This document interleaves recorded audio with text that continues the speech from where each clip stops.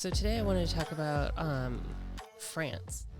So their National Assembly, which is their governing body, held a vote to repeal their Code Noir, which is their black codes, the original laws they had that allowed slavery in France and its colonies. And the interesting thing is that this code was, slavery was abolished about 178 years ago, but the code itself was never fully repealed from their their laws, their constitution. So it was still like on the books, even though it wasn't enforceable. So today, or is May 28th, their National Assembly, which is actually going through like really bitter divisions right now, kind of how we're experiencing here with our political parties. They were able to pass this resolution 254-0.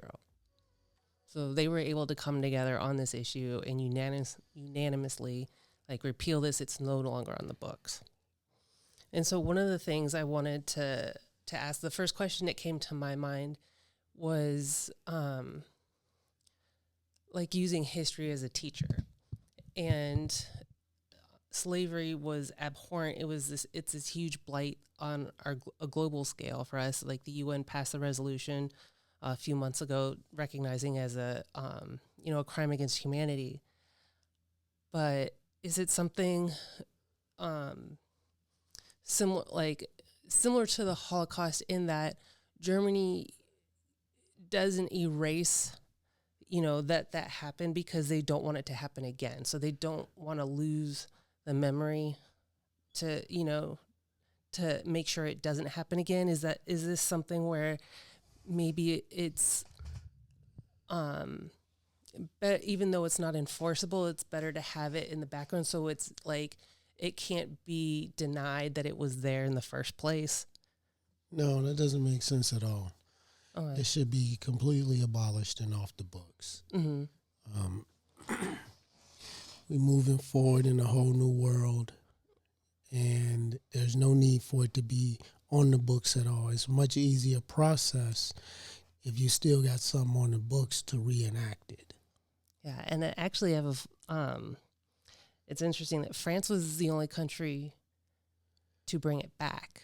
So their very first enactment was in 1685 by Louis XIV that initially allowed all of this, and then it was abolished in 1794, and then 8 years later Napoleon brought it back. Yeah, I mean, it's fair. Is it, you can say France brought it back, and you can also say Napoleon brought it back, because Napoleon does end up in exile. Now, France does keep it on the books after Napoleon. Right. So you can say Napoleon brought it back, and then you can argue whether or not that's semantic, since France did keep it on the books. Mm-hmm. The point of the matter is they got it completely off the books now. So that is a good thing. They're Right. acknowledging they're acknowledging something and moving forward with it. And so you can't, even though you would want the conversation to immediately move towards reparations, that's just, unfortunately, that's just not how it's going to work. Right. Okay, so because you hear a lot of rhetoric out there now as if this isn't good enough. Right. You've got that one guy, and I don't, Tariq Nasheed. Mm-hmm. There's not a lot of people out there that I think is just disingenuous, but I suspect that he might be, because the kind of rhetoric he has is real unique towards a very particular agenda. Mm-hmm. Not a lot different than, not dissimilar from like Officer Tatum and all these guys out there that are actually African Americans, but for some reason they are completely oblivious to the African American experience, and they have no association or no ownership with anything that's associated with the African American experience. They're literally seeing the African American experience through the eyes of someone else. Right. Now, you don't have to be, you know, acknowledging that someone is abusing you and wanting to the abuse to stop does not mean you're playing a victim. Mm-hmm. So that would be, let's say you were in an abusive relationship with somebody, Mm-hmm. and he's always beating on you or hitting on you or whatever he's doing to you to abuse you. And then the minute you try to acknowledge this, like, man, listen, you putting your hands on me, etc. They're like, no, you're just playing the victim. Right. You're playing. No, you're Yeah. not. I'm not playing the Right. victim. You Yeah. putting your hands on me. Nope, no. That's not what's happening. You're just playing the victim.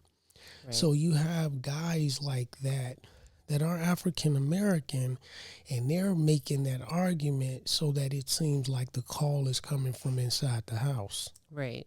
You see what I mean? Yeah.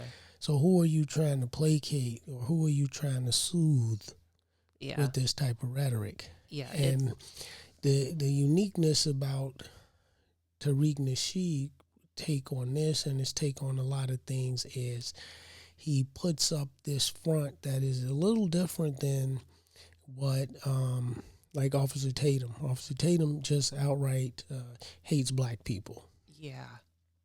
Tariq Nasheed pretends to love black people while at the same time he's letting the fox in the hen house.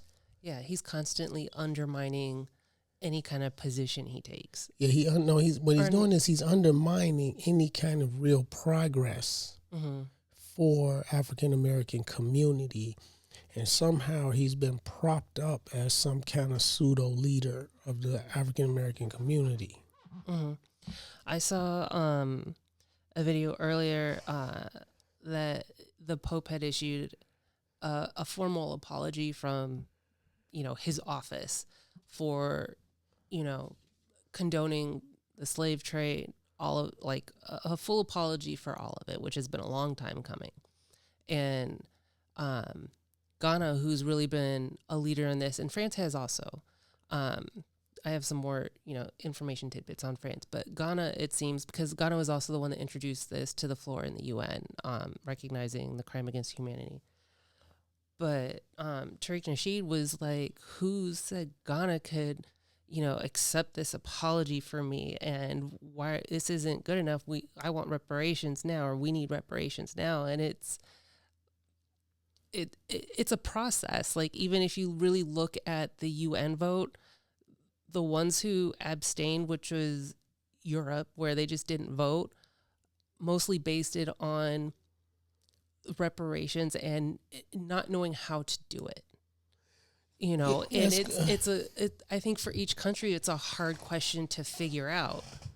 Yeah, at least, we have countries, we have world leaders trying to start the conversation. Yeah. The process of reparations is going to be a complex discussion, and it's going to be a complex conversation and a process, but we do have world leaders that's trying to move that discussion forward and move that process forward, which means the world is becoming a better place because it's becoming, on a global scale, the world is becoming self-aware.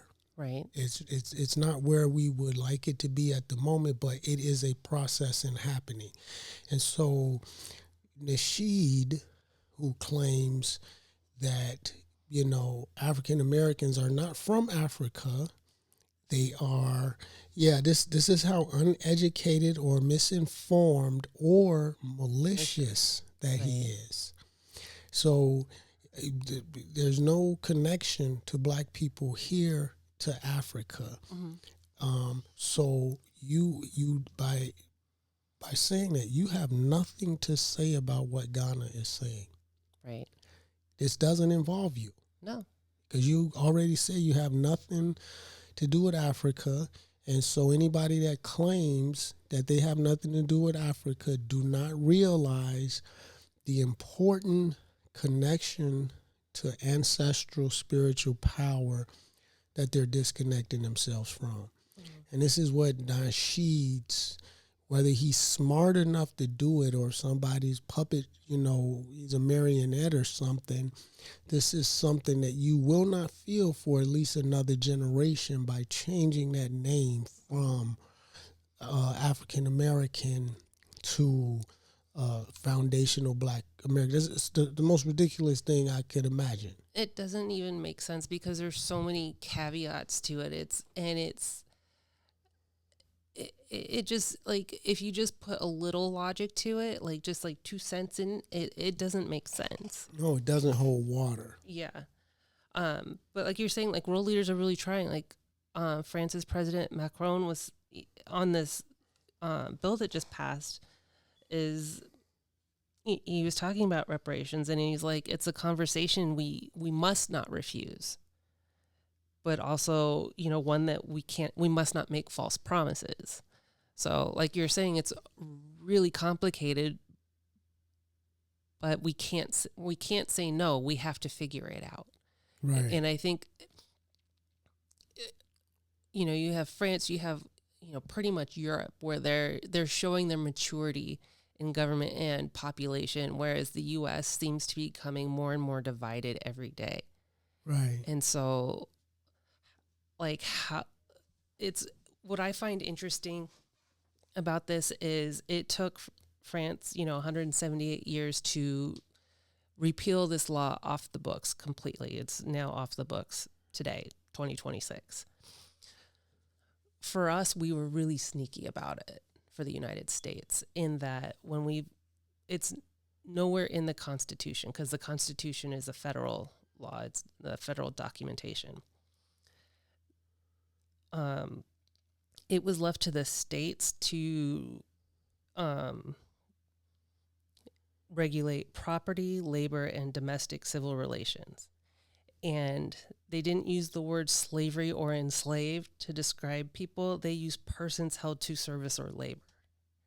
So I feel like they were really crafty with that language to, like, try and it's like a backdoor to not acknowledge. And so when we had our 13th and 14th Amendment, where it was our,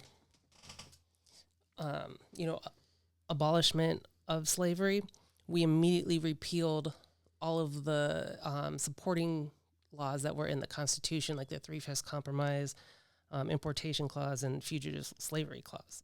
So, like, we immediately got that off the books. And I feel like here we have, we're still talking about how much we teach in classrooms about this, because we don't want to hurt people's feelings. And I was like, but if we're not acknowledging what happened, how do we grow past it?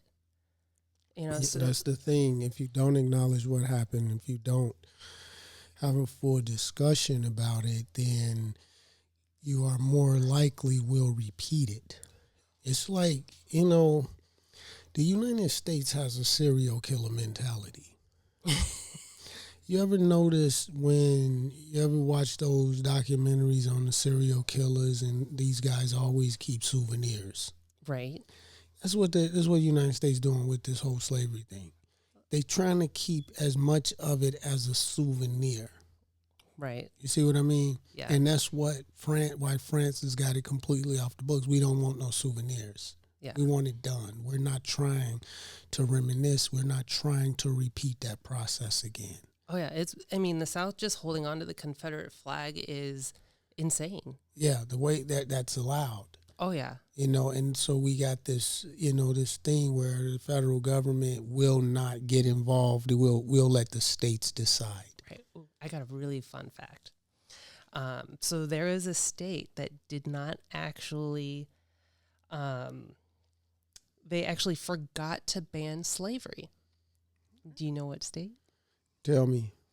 Mississippi. Come on, Mississippi forgot. Right. So here's what happened. So they did not talk about keeping souvenirs. Right. So they didn't symbolically vote on the 13th Amendment until 1995. Yeah. Like, that's 30 years after the whole civil rights.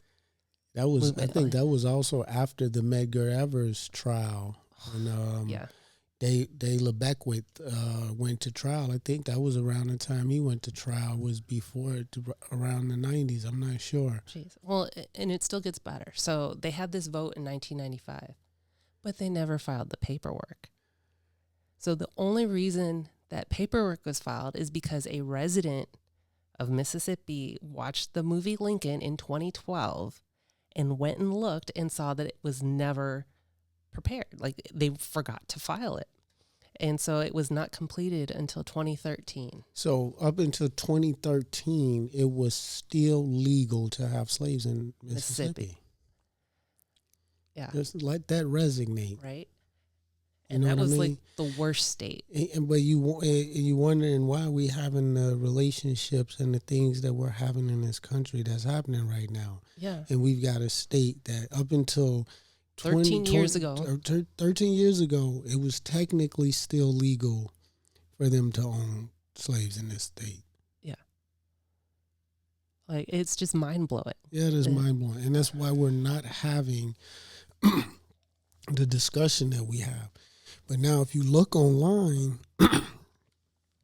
if you go YouTube, YouTube University, of course, I recommend that you do your own research and your own studying. Right. So, when you listen to things, if you haven't, studied that subject, if you have, you can fact check them in real time because you've gone through books.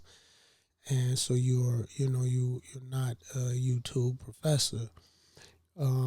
But if you do study, listen to videos or something, someone's given, some kind of pseudo expertise on something, that you can go and research that subject matter, because it's the internet. Right. But having said that, you come across a lot of cats, black and white, that are putting a lot of honest American history out there. Finally. You can, just independent scholars, independent guys are out there just putting a lot of stuff out there so that and I mean, they're pulling the covers back. Oh, yeah. White cats and black cats. You pulling the covers back off the whole thing, and you can get a close look at the horrific process of what this experience was to African American people, and how that ancient DNA that was established. See, one of the things that academia does, how it works in concert with the church, is they can control timelines. Mm-hmm. They can control a lot of scientific data. And that's important to understand when you talk about the history of Africa, because, you come through the American school system, they'll have you thinking that, black people were born, black people didn't appear on this planet until 1616 or something, and they ended up on the bottom of boats. Right. When in reality, you had a continent over there that had bloodlines, and not just bloodlines and haplogroups, but royal bloodlines that have been in existence for tens of thousands of years. Ashanti, Igbo, all these, you had Egyptian, Kemetic, you had nations all through Africa that had bloodlines that have been in existence for tens of thousands of years. You see what I mean? Yeah. And so you take, Queen Elizabeth bloodline goes back 800 years, 800 to 1200 years. Mm. And you have these African bloodlines or royal bloodlines that went back 20,000 years. Right. So we can't, you can't even go in school and understand that you had royal dynasties, dynasty after dynasty. Even the history, if you go through mainstream academia, they're going to have you thinking that the Egypt was just a few thousand years older than everybody else, and it took them 20 years to build the pyramid of Giza. In reality, if you don't know how they built the pyramid, how do you know how long it took? Right. You can't know how long it took if you don't know how they built it. To build a Great Pyramid at Giza was a 2,000-year project. Right. And that project, I think it was a 2,300 year project actually. Yeah. And that project ended under Khufu. Mm-hmm. And so what they did was, once they were able to establish that that project ended under Khufu, that Khufu was the pharaoh that had the honor of putting that capstone on it. So what they decided to do is say, okay, we need, if he ended it, we need him to have begun it. Yeah, he just built it. He just built it, period. Yeah. Because we can't now, because if we go to talking about there's 2,000 years worth of dynasties that's been building on this pyramid, we got a lot of explaining to do. Like Ricky Ricardo said, Lucy, got some explaining to do. Right. You see what I mean? And so now what happens is you take all these royal bloodlines, you bottleneck them into this slave experience. And remember, they knew where these descendants of royalty were. Okay? They knew where they were. And you had a series of popes that signed off on this. Oh yeah. So they knew exactly what they were doing, and so they wanted to get as much as that royal DNA in the bottom of those boats as possible and get it mixed up with as much common blood as possible. So you come over here, now you got the American experience, and now you've got all the descendants of these ancient bloodlines bottlenecked in here where you can crush them, kill them, but you can tell there's royal DNA in there because African Americans, if we're being honest, shouldn't still exist with everything that we've been through as a people. Right. You shouldn't exist. Yeah. You shouldn't have Oprah, Jay-Z, Nas, Eddie, you know what I mean? Yeah. Michael. You shouldn't have this. Which Michael? You see what I mean? Which Michael?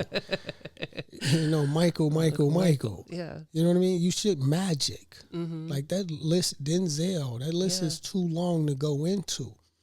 But how is that pressurized experience creating phenomenal achievement? And they know it because it's been washed for hundreds of years. So they know why that's happening with the African American culture, even when African American culture doesn't fully understand what's happening with it. You see what I mean? So that's why I take particular offense to somebody like Nasheed, Tariq Nasheed, and Anton Daniels, and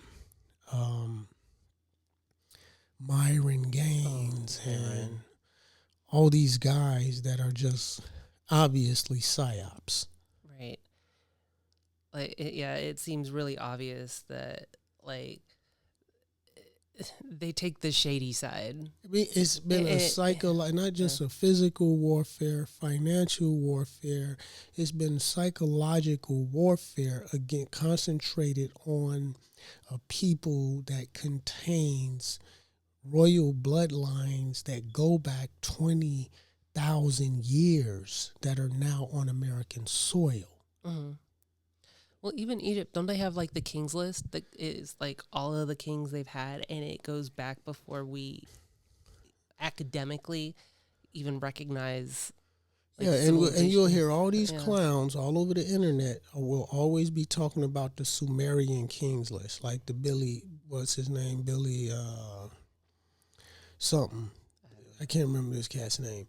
But always talking about the Sumerians king list, I guess a literal king list. But when we go to talking about the ancient Egyptian king list, which goes back 33,000 years of kings' names in cartouches in Abydos. I've seen it with my own two eyes. And so you got the king's list, 32,000 years, that was built by Seti II and Matre Ra, the father of Ramses. He built that, and his son finished that temple. And so you can see a hieroglyph of Seti as an adult, and Ramses, as a young teenager, standing in front of the King's List. Yeah. 30,000 years worth of cartouches. Even if you just have that as like a photograph today, it's an amazing picture. And then to have that like in a temple from that long ago is just beautiful. Yeah, it's unbelievable. It suck all the oxygen out your lungs when you stand in front of some of this stuff.